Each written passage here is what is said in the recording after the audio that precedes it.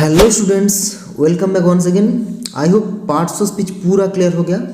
तो अब क्या करें? देखो, एक आइडिया तो है मेरे पास, लेकिन वो प्लान कितना सक्सेसफुल होगा ये डिपेंड करता है तुम लोगों के ऊपर। देखो, मेरी बात ध्यान से सुनो। किसी भी बड़ा टॉपिक शुरू करने से पहले हम ओवरऑल पार्ट्स ऑफ स्पीच का नॉलेज के ऊपर एक क्वेश्चन आंसर का डिस्कशन करेंगे, ताकि अगर कोई भी लूप होल रह भी गया अनजाने में वो क्लियर हो जाए। सिर्फ यही नहीं, हम इसी क्वेश्चन आंसर वाला पार्ट को एग्ज़ाम की तरह ऑनलाइन करवा सकते हैं। स्मार्टफोन तो आप लोगों के पास है ही, तो एक बार ट्राई करके देखते हैं कि कौन विनर हो सकते हैं। ओके, विनर के लिए हम एक छोटा सा स्कॉलरशिप का इंतज़ाम भी करेंगे एज ए रिवार्ड। ठीक है, तो चलिए किस तरह सवाल आ सकते हैं उसका थोड़ा डेमो आज हम यहाँ डिस्कस करेंगे। So stay tuned till the and.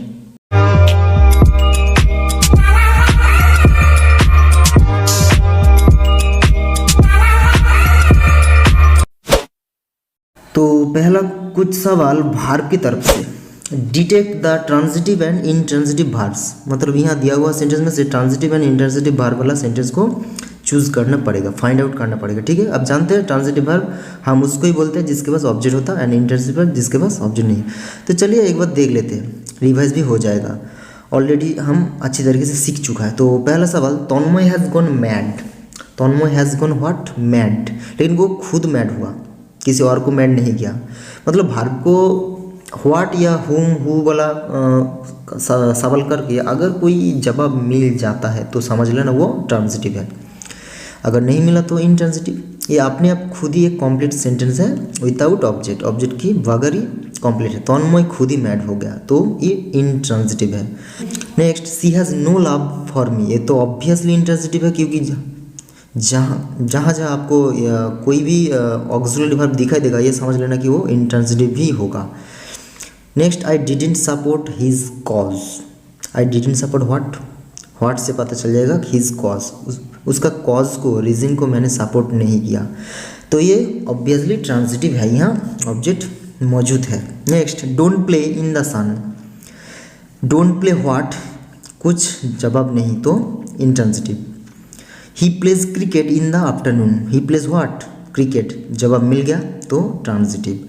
Have you learned the usage of participles. आपने सीखा क्या?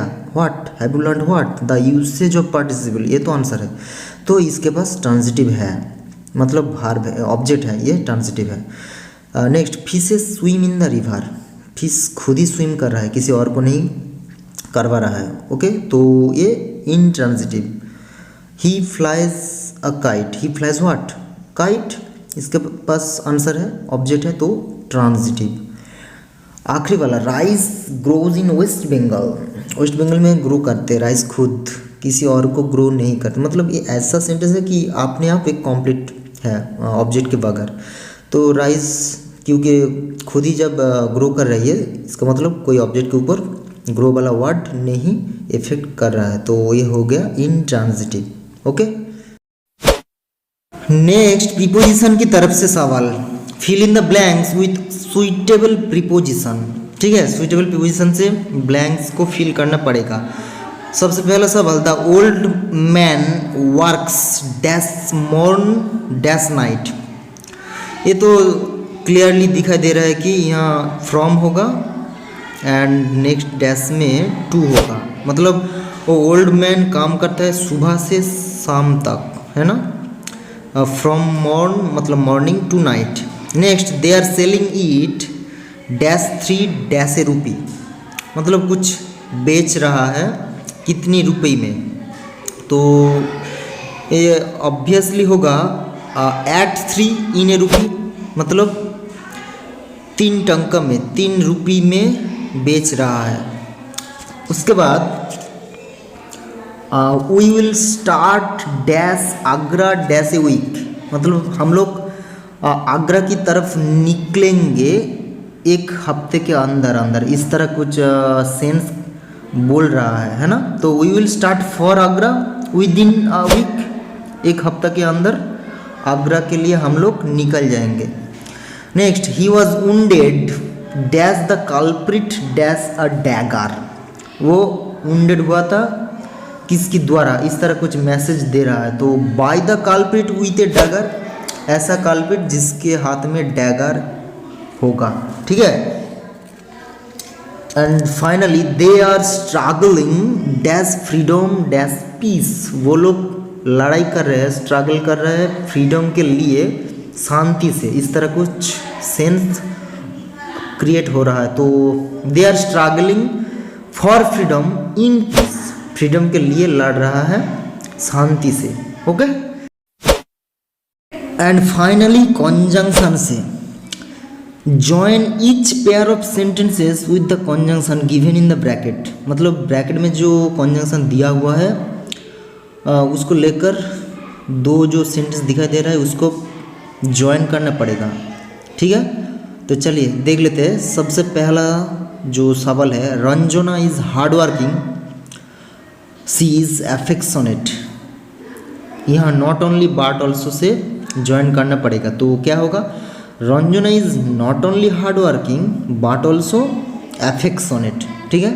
Next, Shreyas is talkative, Shreyan is reticent, ठीक है, बाट से ज्वाइन करना पड़ेगा, मतलब एक एडवर्सेटिव कंजंक्शन की तरह यहाँ होगा, ज्वाइन करना पड़ेगा। तो Shreyas is talkative but Shreyan is reticent, ठीक है।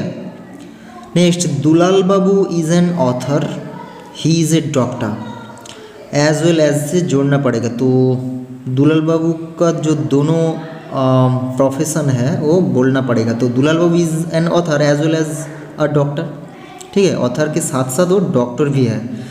उसके बाद Rahul is very weak, Ratan is strong, ये भी दो अलग ऑपोजिट एंगल, तो व्हेयर एज से जोड़ना पड़ेगा। Rahul is very weak whereas Ratan is strong, बहुत ही आसान। Next, buy a glass jar you may buy a flower vase, मतलब ये भी किन आप खरीद सकते हो, वो भी खरीद सकते हो, आइदर और से जोड़ना पड़ेगा। मतलब ये होगा कि buy either a glass jar और ए फ्लावर वेस, ठीक है। उसके बाद the dog didn't touch the meat ball, he didn't let the cat touch it, ना तो वो खुद मीट बॉल को टच किया या और ना तो कैट को टच करने दिया। तो नीदर नॉर, दोनों ही नहीं हुआ। तो the dog neither touch the meat ball nor let the cat touch it. Next, mother may be in the kitchen, she may be in the library, kitchen में भी हो सकता है, लाइब्रेरी में भी हो सकता है, आइदर और से जोड़ना पड़ेगा। तो mother may be either in the kitchen और इन द लाइब्रेरी, बहुत ही आसान। उसके बाद Sachin played very well, India lost the match, इसको दो से जोड़ना पड़ेगा, दो इसके बावजूद, इस तरह कुछ, मतलब दो सचिन प्लेड वेरी वेल फिर भी इंडिया लॉस्ट द मैच। उसके बाद the drink was hot still she sipped it at once, as से जोड़ना पड़ेगा। क्या होगा कि as the drink was hot still फिर भी she sipped at once. And finally some men are brave they only deserve the fair, none but से जोड़ना पड़ेगा।